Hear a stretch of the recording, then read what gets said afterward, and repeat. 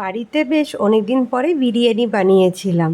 কোনো দিন তো বিরিয়ানি রান্না আপনাদের সাথে শেয়ার করিনি রেসিপি, তাই ভাবলাম এই রেসিপিটা আমি যেভাবে বাড়িতে বানাই সেভাবে আপনাদের সাথে শেয়ার করি। খুব সাধারণভাবেই বানাই।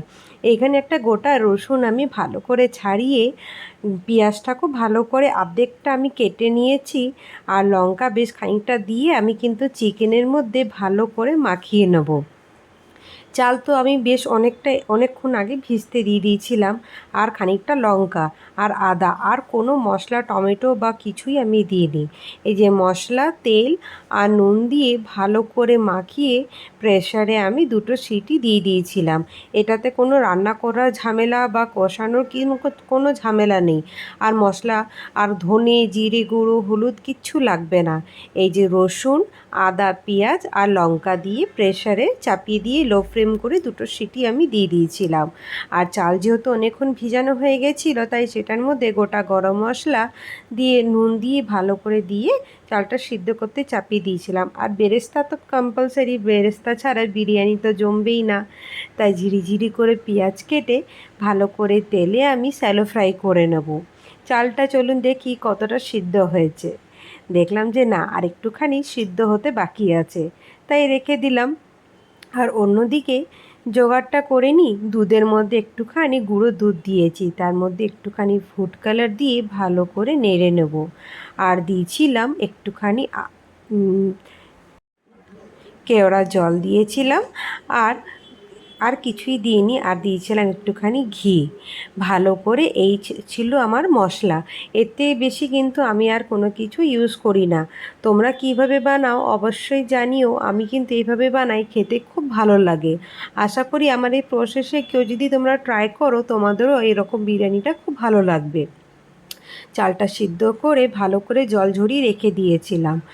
আর এই বিরিয়ানি হাঁড়ির মধ্যে চালটাকে ভালো করে দিয়ে যে চিকেন সিদ্ধটা আছে কষিয়ে নেওয়া হয়, জলটাকে ভালো করে শুকিয়ে নেওয়া হয়েছিল, তার মধ্যে ভালো করে দিয়ে আলু সিদ্ধ, ডিম সিদ্ধ সমস্ত কিছু ভালো করে দিয়ে দেবো।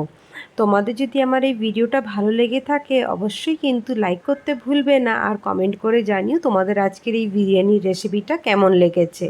জানি খুব বেশি আমি হাইফাই ধরনের বানাইনি, কিন্তু যা সিম্পলভাবে বানাই এটা কিন্তু খুব ভালো লাগে খেতে। এটা ছোট বাচ্চার থেকে বড়রা সবাই খেয়ে ভালো শান্তি পাবে। আর উপর থেকে আমি একটুখানি বিরিয়ানি মশলা দিয়ে দিয়েছিলাম বেরেস্তা দিয়ে। তারপর আবার খানিকটা চালটা, সিদ্ধ চালটাকে দিয়ে দিয়েছি। তারপরে খানিকটা আবার বিরিয়ানি মশলা দিয়েছি, যেন ফ্লেভারটা ভালো করে মিক্সড হয়ে যায় বেরেস্তা দিয়ে। তারপর উপর থেকে আমি যে দুধটা রেখেছিলাম গুলিয়ে, সেটা উপর থেকে ভালো করে দিয়ে দেবো। তারপর লো ফ্লেম করে 15 থেকে 20 মিনিটের মতন আমি লো ফ্লেম করে রেখেছিলাম। তারপরে দেখো ভালো করে নাড়িচাড়ি রেডি হয়ে গেছে আমার বিরিয়ানি। খুব সুন্দর ঝরঝরে সুন্দর ফ্লেভারের একটা বিরিয়ানি, খেতে খুব ভালো লাগে। অবশ্যই তোমরা যদি বাড়িতে এইভাবে ট্রাই করতে চাও, ট্রাই করে দেখতে পারো, খেতে খুব ভালো লাগবে। সবারই ভীষণ পছন্দ হবে। লাইট, কোনো মশলা নেই আর কোনো ঝামেলা নেই, চটজলদি এই বিরিয়ানিটা কিন্তু রেডি হয়ে যাবে। শুধু প্রেসারে চিকেনটা সিদ্ধ করে নিলেই হবে। কোনো আলাদা করে মশলা কষানোর বলো বা কোনো কিছু মশলা বেটে রান্না করার কোনো ঝামেলাই নেই।